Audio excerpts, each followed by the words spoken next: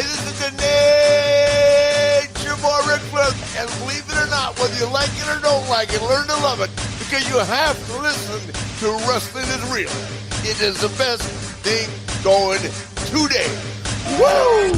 The worldwide leader of podcasting excellence, the king of podcasts radio network proudly presents The Wrestling is Real podcast, because wrestling needs us. The social media schoolyard for wrestling fanatics. Somewhere down the line of this program, I was going to have to get to this subject,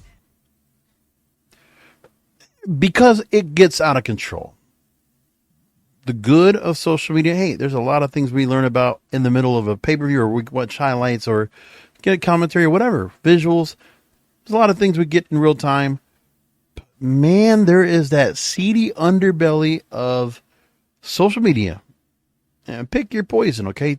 X, TikTok, Instagram, Facebook. And I'm telling you, the bullying, the tribalism, this shit that goes on a regular basis with wrestling fans. A lot of my fellow wrestling podcasters use this as fodder to go ahead and, make a name for themselves, and also use it for fodder to go ahead and use something on their show. I mean, what better material can you use than using what people say on social media about everything? Because I went ahead and every time I saw something about whichever trend there is, or something that goes on X that is whatever it is. Okay, the most recent thing that everybody's all up and about is Tony Khan commenting about Jinder Mahal taking on Randy Orton at Royal Rumble. Is that what the match is coming up, right? Jinder Mahal, for whatever reason, people want to go ahead and use him. Listen, is he used a lot? No. Is he? I mean, he is a former champion. Remember, it's the whole tease on Raw Day 1 where Jinder Mahal came out as the former WWE champion, right? Look at it. The trolling was great. We're not denying that. And if Tony Khan does anything, he's going to get criticized for it. If Triple H does anything, he gets criticized for it. The wrestlers, they get all up and at it. I mean, and the wrestling podcasters, if they have enough of them a name, they all can't help themselves but go ahead and go after. And I will say this, for the most part, on X, I've basically unfollowed anybody that's caught up in that. And there were plenty of names I probably would have followed years ago when it came to all this. There's quite a few names. I'll name them. I just don't follow them now because I can't get into that anymore. The commentary and, fine, there's disagreeing opinions, but there's also disagreements. Then there's also just dissing and just straight out, just throwing people down a garbage chute. Okay, there's just some of the vitriol that's going on out there. I can't deal with it anymore. No, I'm not going to say any names, because if I did, then I'm going to get, chastised about that. I don't need that. I'm going to keep my commentary to the whole overall. And maybe there's some exceptions to the rule. But if you take everything that you read on social media, whether it's commentary, whether it's news or rumors or innuendo, there's so much going on that you read on a regular basis. All these things that are being brought up, comments that other wrestlers are making, other commentators are making. If I need to read about Eric Bischoff saying another thing bad about Tony Khan as AEW is a new TNA, if I need to read another thing about that, and all these other wrestling rags that do the same thing, you play into social media too. The whole wrestling media, for the most part, you play into this. You stir this shit up. Okay? You get what you deserve. Okay? Be careful for what you wish for, because you just might get it. This is exactly the kind of shit that this program has never, honestly, and I'm not trying to be sanctimonious, I'm not trying to be above everybody else. No, I just don't care. I just don't care. But it's so common, and it's so much of the news that's out there. Like, in some cases, I try to look for some stories and headlines to talk about, and if it is, it's usually like industry things, right? Maybe there's some other things I'll find that are from the wrestling dirt sheets, but not much. I remember when I used to go to all the wrestling dirt sheets and find loads of information. It's not like that anymore. Social media really does take the spot of everything else. I mean, sure, there's those people that have their ears in the locker rooms and things like that. And do I sometimes report on those that, okay, House of Wrestling or Wrestle Votes or, whatever, Dave Meltzer gets out there. Yeah, sometimes I do, because there might be some things that go behind that. But others, like, I'm not here to breaking news. I'm here to comment. I'm a fan. But how can I be a fan when I feel bad for the fan base on both sides, the tribalism that goes on? And even if I say something that goes a little bit of an affiliation to one or the other, I get chastised. I acknowledge AEW. I think I like watching them more, and I get blown up about it on TikTok or on YouTube. It happens. But it's just that at this point, doing this program, I can't just go along and get along with everybody else doing the same thing.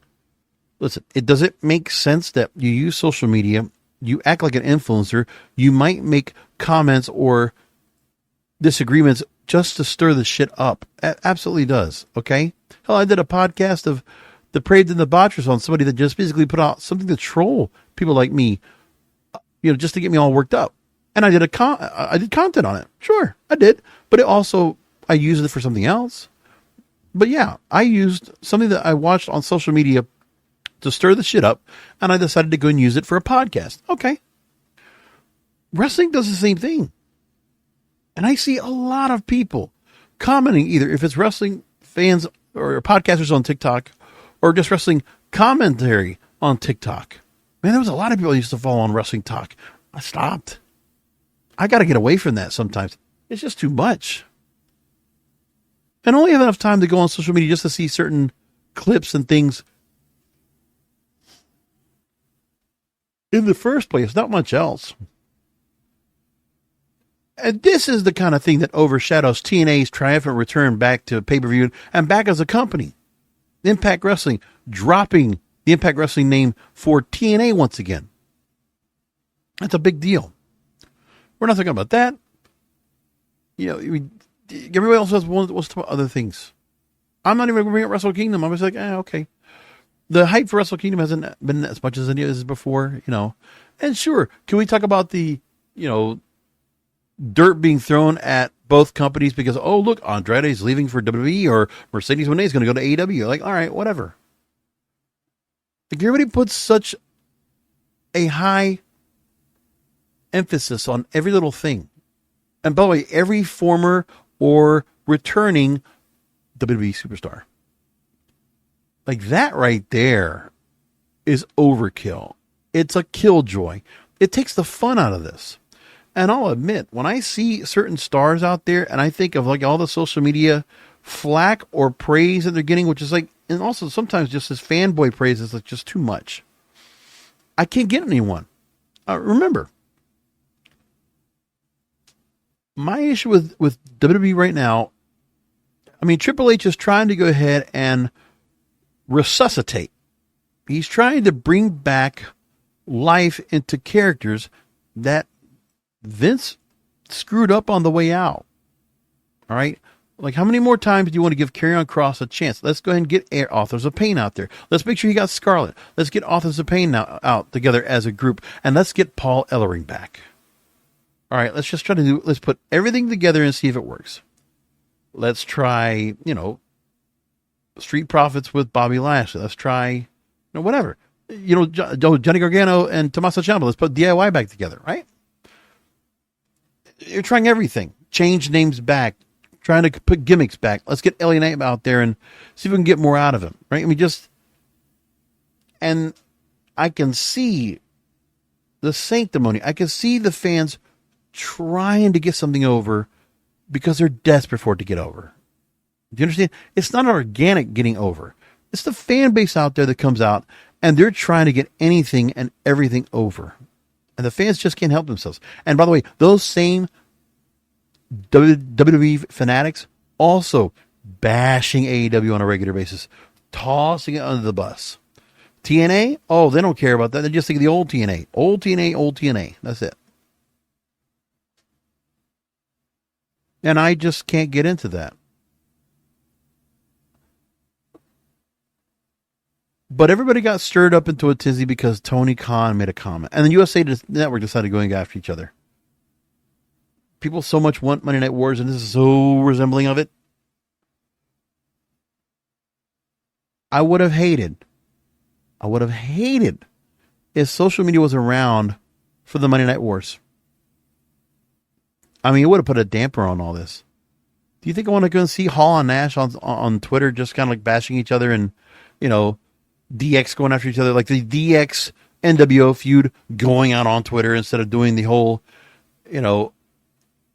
DX going out with a tank in Norfolk, Virginia, right? At the Scope. Do we want to go through that again? I mean, oh my God, the crap they could have said on Hogan and all the older stars with Savage and Piper and all Luger. Oh, they could have just gone after everybody, right? I get it, man. You can't help it. Not a whole lot of creativity going on. Not too much. We have factions for factions. Like, I mean, Undisputed getting back together. Okay, I get it. It's a little bit of a different faction, but yes, we go with the same name, Undisputed, because it's a little bit of a feeling of WWE, right? And also using the developmental ideas, NXT, not the main roster. I mean, how many stars do we see now on a regular basis on Raw and SmackDown that really do feel like main eventers or really feel like they're on that main roster? And it's like they feel like when they're up there, there's a distinguishing factor, something that makes me feel like they could be near main event. They could do something. Remember, if it's not Roman Reigns, who else is up there at that high level? I've mentioned only a couple names. Okay. Cody Rhodes, Seth Rollins, CM Punk, Brock Lesnar. And then after that, I mentioned Seth Rollins. We could put Drew McIntyre in there. Maybe underneath that, actually Randy Orton we would probably put around there. And maybe AJ Styles. But these are all stars that Vince made. Or all during Vince's watch. All of them. So that nucleus of stars right there, and the Usos, you have that nucleus of stars right there based on that. Meanwhile, Triple H's, creations. Putting DIY back together. Putting Alpha Academy together. Alpha Academy was together before. What was it? Bobby Lashley's Street Profits. Adding JD McDonough to Judgment Day. Whatever. It's just, no. I'm trying, man. I am just trying to stay here and just go along with the flow here and not get caught up on everybody else's bullshit with here. Oh, expiration, for all these things where it's just this back and forth that I just don't care for. It doesn't matter to me. But everyone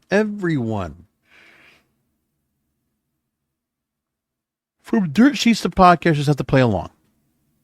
And enjoy it.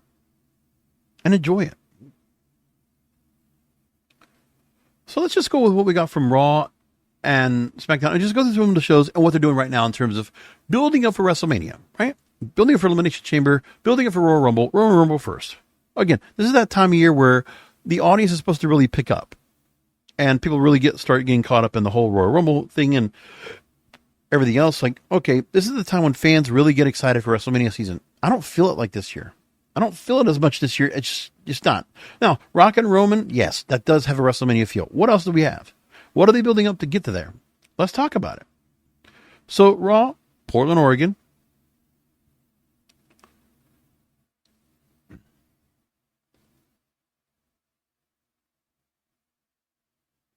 Drew and CM Punk, a pretty good back and forth.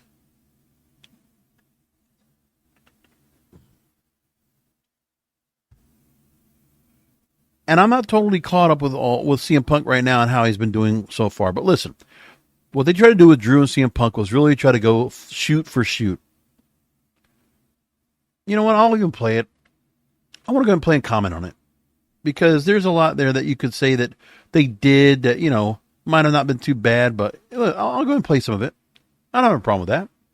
We'll go through and make some comments about it and you can tell me what you feel about it and how you feel like it turns out overall. Okay? We can work on that.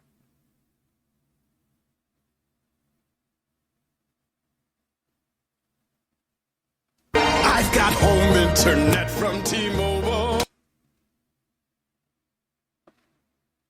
Just one. Last week's match with Seth was all or nothing for Drew McIntyre. I didn't want that title. I needed that title, and as you can see, I don't have the title.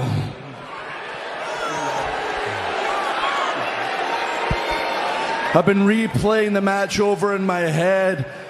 I remember I had the match won when I claymored Seth. I pinned him. I was so overzealous. I put his foot on the rope and I cost myself the damn match.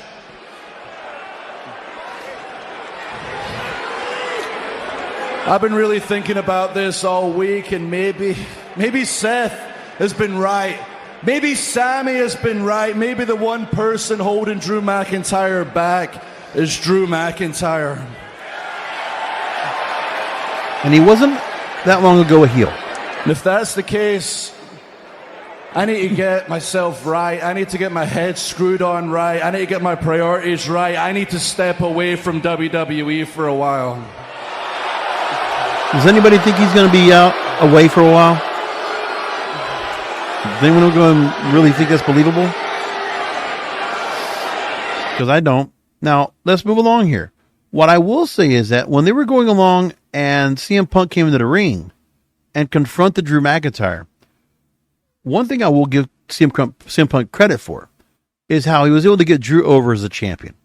I haven't heard much being said about Drew being, the WWE champion as things were going along with the pandemic and the Thunderdome. Nothing was really said about that, but I will give credit to CM Punk that he did. I really do. So let's go and play that part. But I thought since I heard my name, I would come out.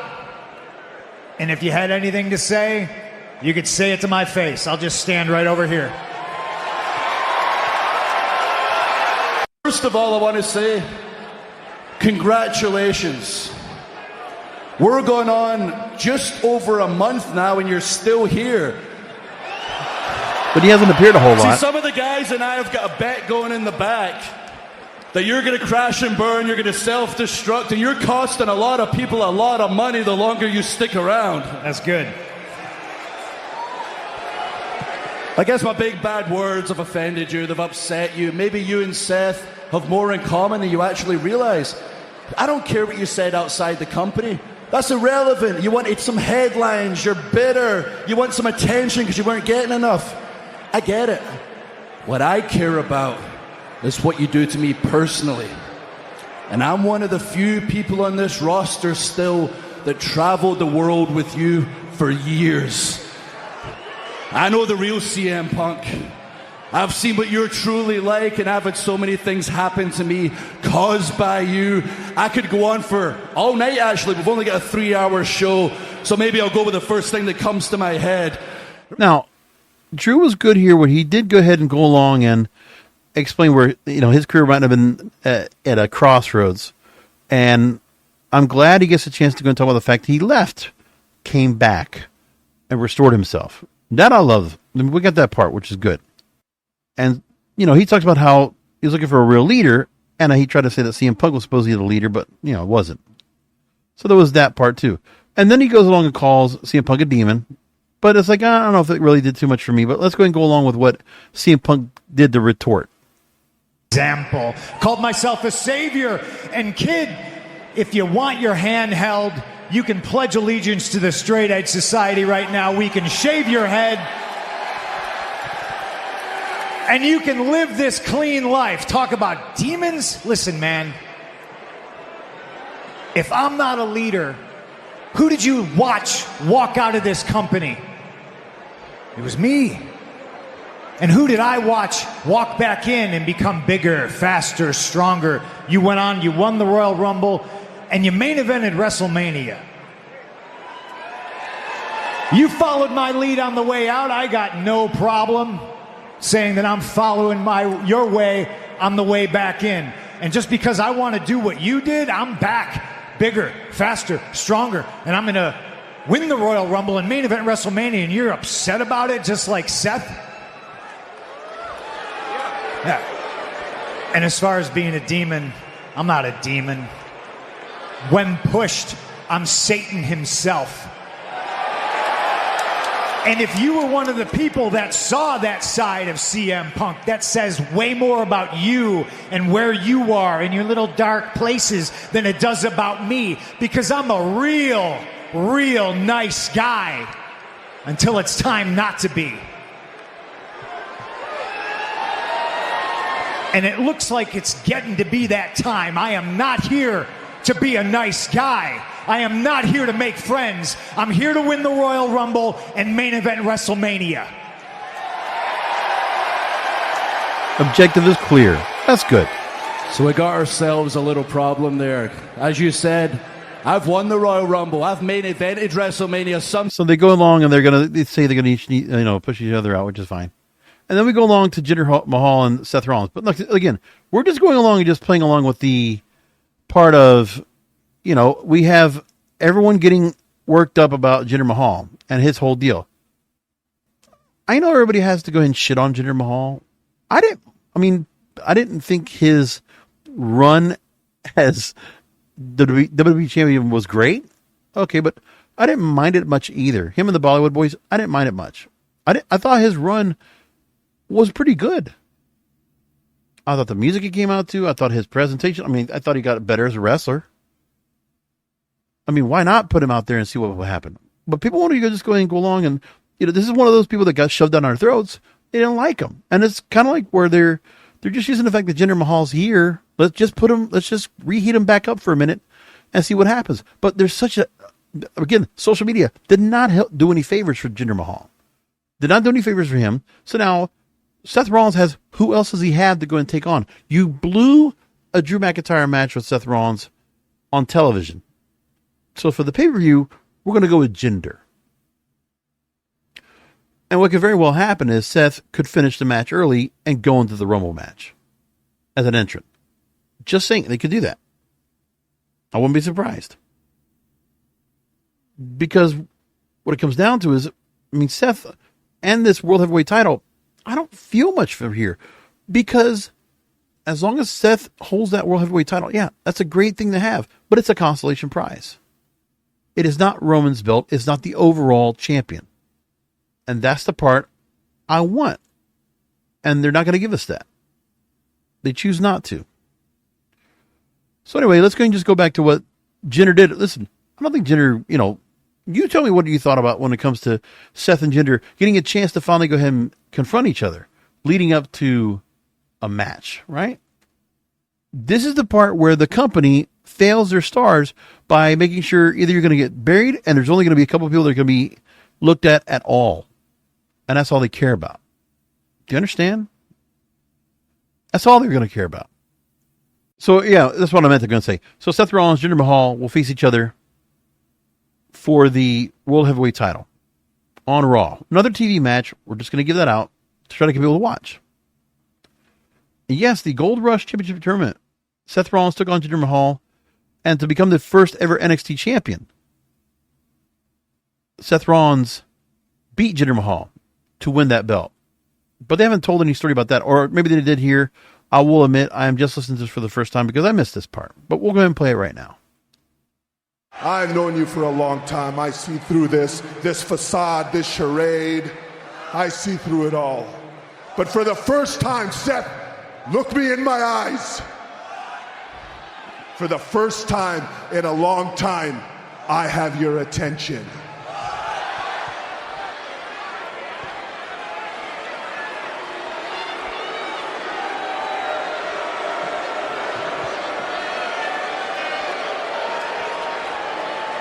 Jinder, I may say something that might surprise you right now, but you're right. You're right. We have been overlooking you. We have been overlooking Jinder Mahal, but Jinder, That wasn't an accident. We've actually been doing it on purpose. Yeah, for years, man. We've been trying to forget you until last week when you showed up and The Rock put your balls in a vice.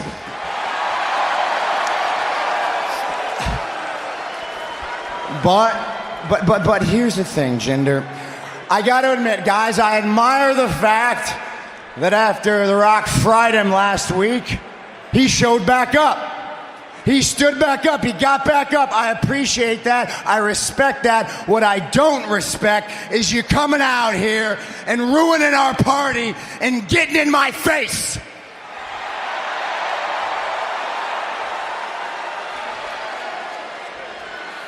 So yeah, you got my attention, Jinder. You're sick of being overlooked. You want to do something that these people are going to remember you forever for?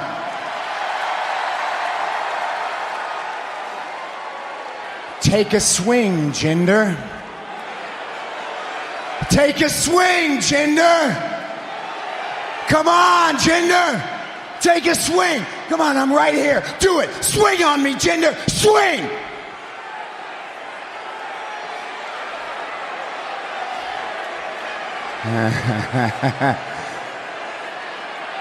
That's what I thought.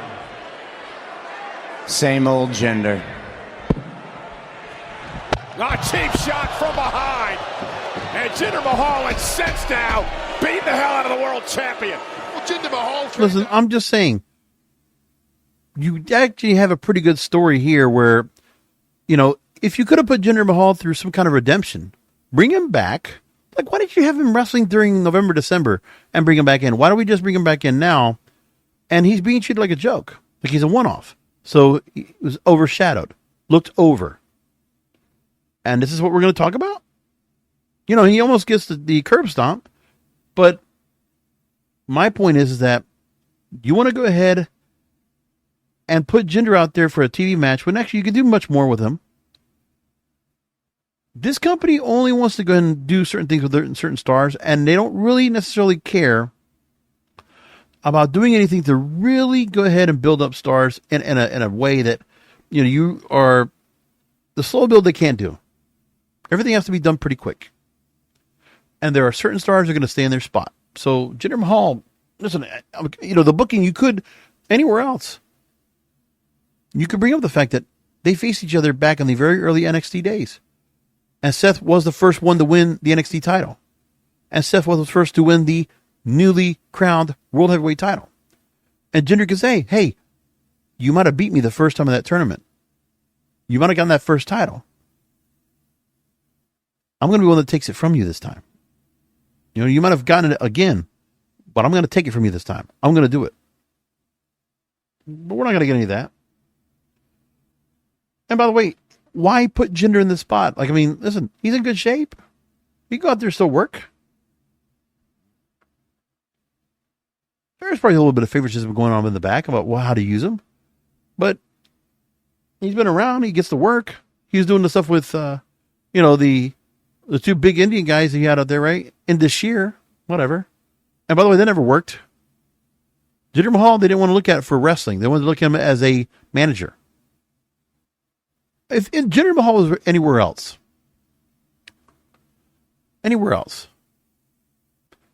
and that's part of the thing where any stars that are from somewhere else, you know, if it's from another country, they're so dead set on like not giving them the rub. Sheamus never really got the rub. He did get to be champion before, but nothing more than that. Great Khali did get to be a champion at one point, but like again, but he was also pretty much not real well coordinated later in his career because he really couldn't do much. And that's all there is to it. But this continues. And because of all that was going on with Jinder Mahal getting a match, you know, now you just put more on this because of the fact that, oh, okay, so now Tony Khan decides to go and talk about it. So here's what's going on. Remember, Jinder Mahal before this, he was enhancing in this year, Veer Sangha. Now, we already know that this company has been pretty terrible for a long time, trying to take care of international stars and do something with them. And I have more than enough of those they just don't do well with. Shinsuke Nakamura, all around, former New Japan Pro Wrestling Champion. Okay, former IWGP World Heavyweight Champion, right? Among other things. They made him an NXT champion. But on that main roster, they couldn't do much more. And then, they put him in, and this year, and going into last year, yeah, they built him up with Seth Rollins in a World Heavyweight title feud, a pretty long one. And then he put him now with Cody, and Cody finishes his story with him, right? So Jinder comes out as a gimmick because of the fact they wanted a former world champion out there to go and talk, to just get him just destroyed by The Rock. So you want to bury him right off the bat, right? Now, Rock beating Mahal, it did draw over 170 million social media views because of The Rock. And then Jinder Mahal confronts Seth Rollins to just give him a 1 week build to a match. This booking is no different than what Vince McMahon would do. And so why even putting all this, right? And by the way, Jinder Mahal getting a chance to go and talk in a couple of places on social media to put his own spot. Okay.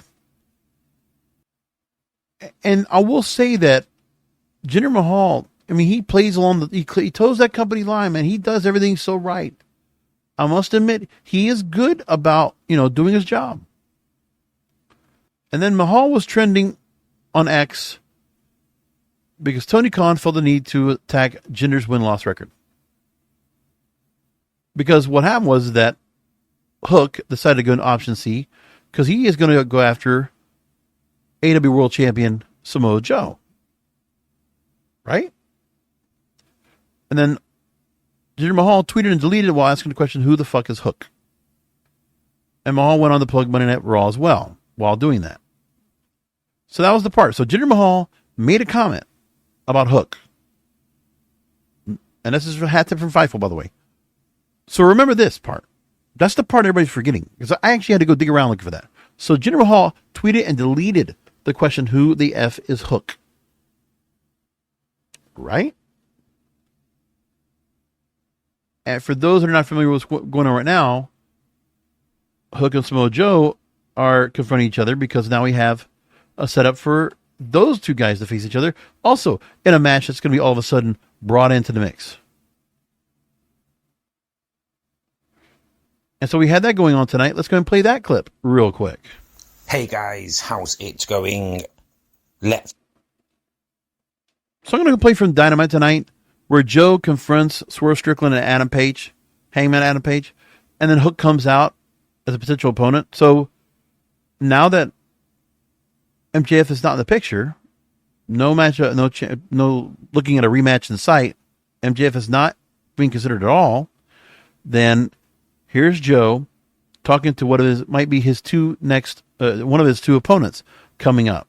And by the way, Swerve Strickland and Adam Page had a great match, facing each other. Let's go ahead and just go and play this clip. Hangman's been there, man. Well, boys, if we're out here calling our shots, making New Year's resolutions, I'll go ahead and I'll make mine. Because 2023 for me, it held the line. I beat John Moxley in a Texas death. I reunited with the Elite Anarchy in the arena, blood and guts. And as much as you found me, Swerve, I found you. But the one thing that I lost sight of last year was the AEW World Championship. And in 2024, I will make it mine. I do like how both of these guys have been still being put pretty well up in the main event level. I do like that. Hangman Adam Page looking directly at Swerve Strickland, but he's not paying a lot of attention to the man that holds that AEW World Championship in Samoa Joe.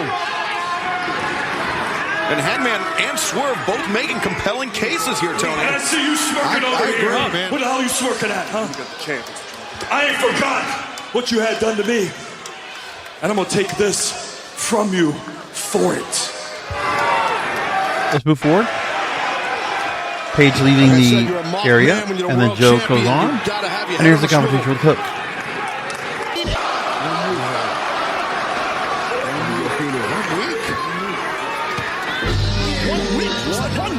So Hook was already going ahead and making the point he wanted to go ahead and go after the world champion. And now, in 1 week, he's making the match where Hook and Samoa Joe will face each other for the World Heavyweight title. So they got that set up. So, competing shows, and they're deciding to go ahead and do one-off matches with their World Heavyweight champions. But since Jinder Mahal decided to go ahead and make a comment on there, then the whole comment was about Tony Khan saying about it. And he decided to go ahead and get out there and make his own point.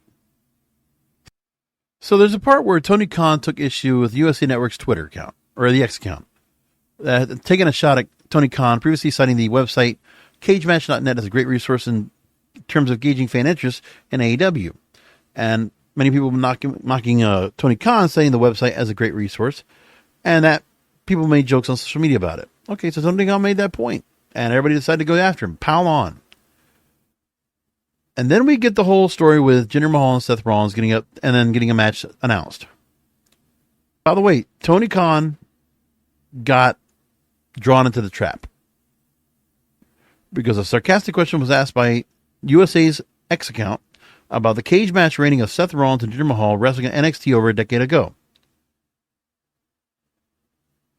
And they posted it twice. And then Tony Khan went back and blasted WWE's booking and online outrage. And Khan says it was online outrage after FTW champion Hook said he was coming after Samoa Joe. And the X, what he says is here, quote, a double standard. Hook has a 28-1 career record. On winning streak calls out the champ. A logical challenge sparks online outrage. Jinder has lost every single match he's been in for the past year. Immediately gets title shot. Where's the rage? And then another tweet on X, a moral victory for USA, is one win more than a world title challenger Jinder Mahal has in the past 364 days. Because it's been literally a full year since he won a match. You really put AEW in our place getting Jinder Mahal in a big match on your TV show. Do it more often. So he says it. And Jinder Mahal asks, who's Hook? Oh, okay. So that's the whole context. But USA Network decided to go make a point, and now they take shots at each other. And of course, Tony Khan was going to get it from Eric Bischoff. So here he goes. Eric Bischoff puts a clown face up about all this too. And you know what happens? Here we go. And Tony Khan and Eric Bischoff go after each other. And then Dustin Rhodes has to come in and say, hey guys, just enjoy wrestling. We'd love to do it for you. Line up with the tribalism. All right? Everybody's got something to say. And you know, I just use social media for promotion. But this is another story about social media anyway. About it creates delusion. It creates tribalism. It creates a chance for everybody to go ahead and just start getting up all worked at it into a big froth. For what? And for all these dirt sheets and all these other places to talk about social media because they get the chance to talk about social media, right? Going on and do that. But USA Network and Tony Khan, listen, they're at odds with each other, whatever. And USA Network decided to go after Tony Khan about the cage match ratings, right? And then he go ahead and decide to troll on Tony Khan, and he bit hard. And by the way, the WWE on Fox's X account also poked fun on Tony Khan because the Jacksonville Jaguars were eliminated from the NFL playoffs this week. More the same. And then, you know, then there was more on then there's a little bit of piling on, which was kind of fun. Corey Graves writes Jinder rules. Then Dax Harwood of NTR says Hook rules. Right? Okay, that's, you know, nice fanfare, like whatever. Okay, that's fine. And now we get to the point where, okay, the one thing I get out of all this bullshit right here is Jinder Mahal, they just said here, 37 years old. He's only wrestled once last year. And it was NXT's Year's Evil, and he beat Julius Creed. Other than that, they put him out there to go ahead and take care of enhancement talent. He's 37 years old. He's still in his prime. Like, whose fault was it to go ahead and, have that guy run as almost a year as champion, right? Like, how long did Jinder Mahal hold, the title? Let's go ahead and think about that. Let's just think about what he did so far in terms of his career. All right? Let's take that part too. Because I think it would be good to go and talk about that. Jinder Mahal, FCW guy. He goes back that far. 40 Championship Wrestling. And then he does his work on NXT. He comes in as part of 3MB with Drew McIntyre, 2012 to 2014, right? And then he was out of the company, released from his contract, 2014. Comes back 2016 and re-signs.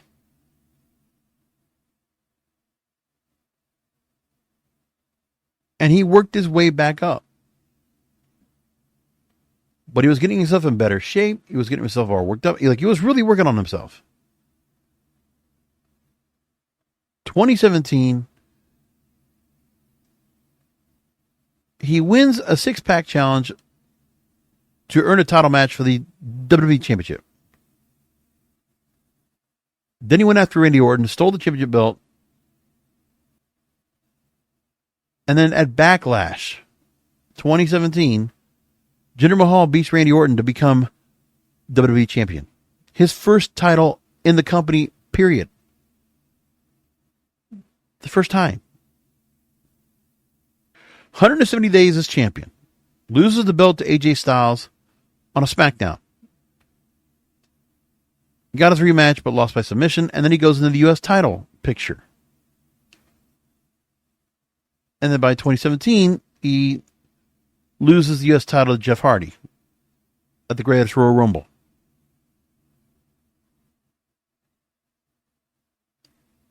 And then he's moved around. He gets injured.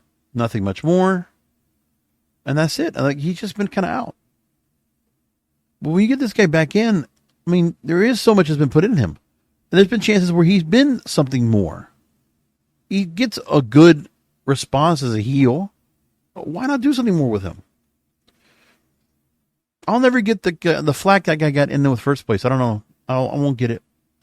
But it's what they decided to do. Whatever. Okay. And for all that it's worth, So do I want to say anything else about it? No, not really. But I will go ahead and wrap up the whole social media comments about, listen, it's going to be out there. It's going to keep happening. It doesn't matter.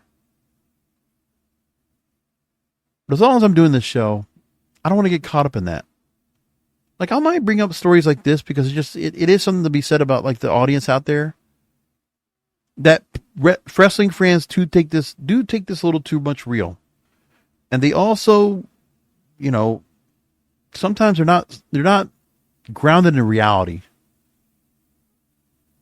because they can't help themselves, but decide to go ahead and go after other wrestling fans. But we should all be on the same page.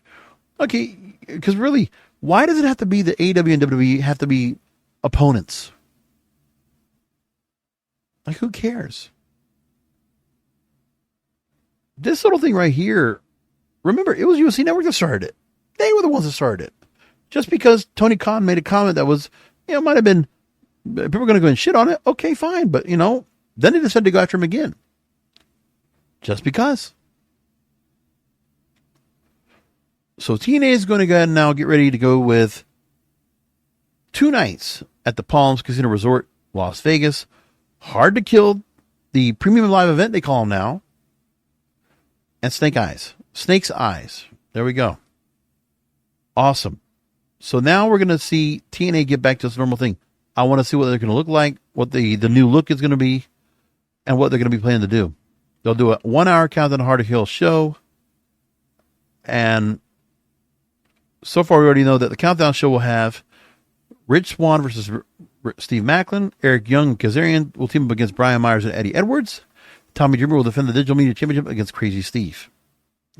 And so far, the matches we already have set up. TNA World Championship. Alex Shelley will defend against Moose. Interesting. Trinity against Jordan Grace. I don't think, I'm going to take Moose taking the title off of Alex Shelley. We're going to just go for that. Trinity defending against Jordan Grace. Ooh, man. Well, Jordan Grace is back, and I'm going to go and take her to take the win on there as well. ABC, again, champions tag team division. They will take on Rascals, Grizzled Young Vets, who have now joined the company, and Mike Bailey and Trent Seven. And I'm going to take Mike Bailey and Trent Seven to win over ABC. A match I'm very excited about. Alex Hammerstone has left AEW. He is out, and he has joined TNA. I don't know if this is a permanent thing or not, but Josh Alexander and Alexander Hammerstone. Wow. We're getting that match at TNA Hard to Kill. That's a very interesting match. I really look at that and I'm thinking, wow. A championship two-way match. Chris Sabin versus Vikingo and Kushida. So El Hijo de Vikingo and Kushida facing off against Chris Sabin for the X Division title. So when we last left Bound for Glory, the Motor City Machine Guns still hold those belts. Trinity still holds on to where she's at right now with the women's, the Knockout World title. Alex Shelley still TNA World Champion, and ABC still Tag Team Champions. I will take Kushida over Chris Sabin to become X Division Champion.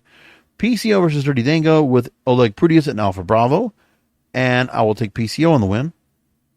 And we get a Knockouts Ultimate X match.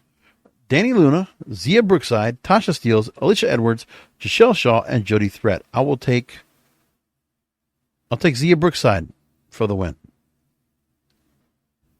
Now with TNA, they're bringing some stars back. They have re-signed on contract right now, the Rascals. So Trey Miguel and Zachary Wentz are been re-signed. Brian Myers is re-signed. Eddie Edwards is re-signed. Danny Luna, they have a new TNA ring announcer for Jay Chung, so no more David Penzer. And then he also signed Trent Seven, Kushida, and Grizzled Young Vets. And I'm trying to figure out where things are going to go now when it comes to Alexander Hammerstone. Very interesting to see what they're going to do with that. But that's her setup for that, too. That's going to be fun. A couple of things I want to bring up before we wrap things up. Post-WrestleMania episode of Raw is going to have a special look. And so far, WrestleMania has already sold a combined 90,000 tickets for both nights right now of WrestleMania coming up April 6th and April 7th. SmackDown will be held on April 5th, the Friday before. NXT Stand Deliver, April 6th. Raw will be from Wells Fargo Center, April 8th. And WrestleTix already reported the show has already sold 15,905 tickets with just over 1,000 left to sell. They will not have a big stage set up for the show. Instead, they're going to have to break it down because they're going to have so many people to show up. That's what we're talking about right now. The way they did Survivor Series, that's what they're going to probably plan to do for the stage coming up. That's what they're talking about. Rob Van Dam made some comments about seeing The Rock coming back to work Roman Reigns at WrestleMania. And he has a show called One of a Kind. And he says, quote, the bloodline is or has taken over and The Rock's coming to support that. That's why he's coming back. He's not coming back because this is wrestling. He's not coming back because he needs to get in the ring again real bad. Making all that money, doing movies has been wearing him out. He needs to get in the ring and bang his elbows or knees or anything like that. He's coming to support his family and pay it forward with the bloodline by drawing attention and money and everything that comes with that. That's very nice to say that, Rob, but I already talked about last week how it wasn't. This is a help to boost his career. It's a real PR move for him after a bad 2023. Bad 2022 and bad 2023, honestly. If you didn't hear me talk about that, just go back and listen to the past episode. I really did go into that. AEW Revolution, by the way, speaking of premium live events, Greensboro Coliseum, Greensboro, North Carolina. And at the moment, WrestleTix has reported that they're almost sold out. As of this report, they had less than a couple hundred tickets left to sell. 15,289 as of this report. So they're good to go. We'll definitely be expected to be sold out. And they're still 54 days out. That's pretty, or 53 days out. They're going pretty good. Warner Brothers Discovery puts out a press release talking about that Warner Brothers Discovery Networks premiered 20 of the 25 highest rated freshman series in 2023, most of any cable portfolio.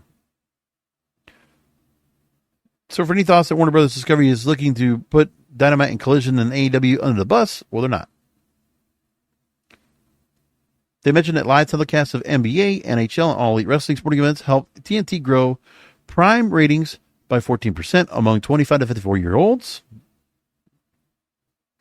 They were included in the conversation, which is nice.